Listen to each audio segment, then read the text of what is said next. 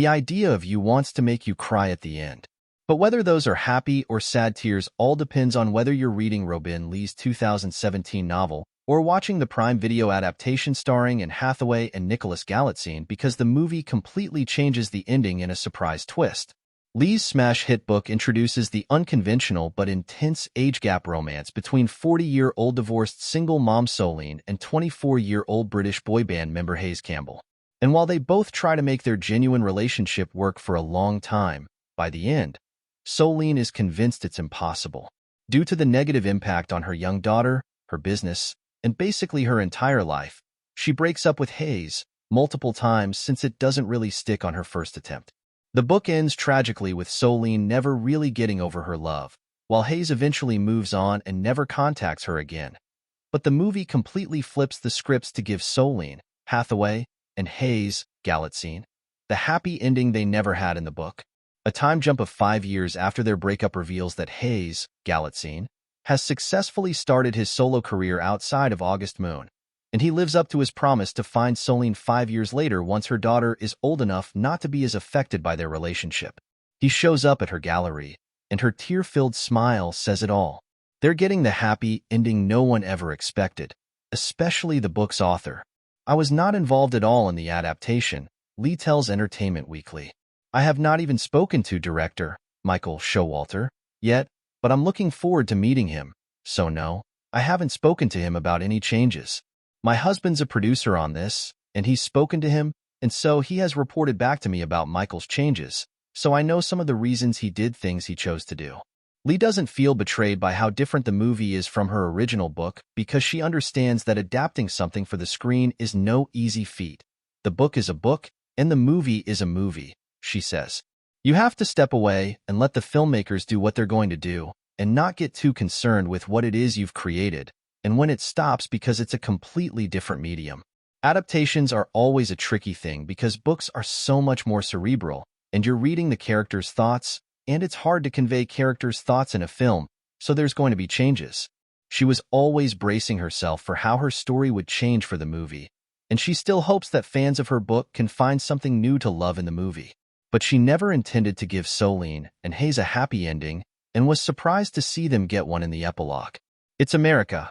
Hollywood's going to do what they're going to do, and they're going to throw a happy ending on everything, Lee says. "I don't know why. You hope they'll keep to what you've written because it meant something to you, but you also have to think about the box office and viewers and what their audience is going to want to see. Even though there's obviously a huge overlap between readers and movie viewers, I think when you are gearing something towards a movie audience, it's a slightly different fan base, and maybe American viewers are not ready for a sad ending." While Lee understands most people want to leave and feel happy after seeing a movie, she feels the opposite. "Titanic was a huge success. I love crying, and I cried for 3 days, and then I went back and went back and went back," Lee explains. "It is the only movie I've seen in the theater 4 times because I like to cry. And you'll know I like to cry when you read my book. Crying makes me feel like I'm alive." As for whether the book version of Solene and Hayes could also have a happy ending years later, Lee isn't too enthusiastic about the idea. "I mean, the movie ending could have happened in the book too. I suppose years down the line," she says. "But that's not the story I wanted to tell.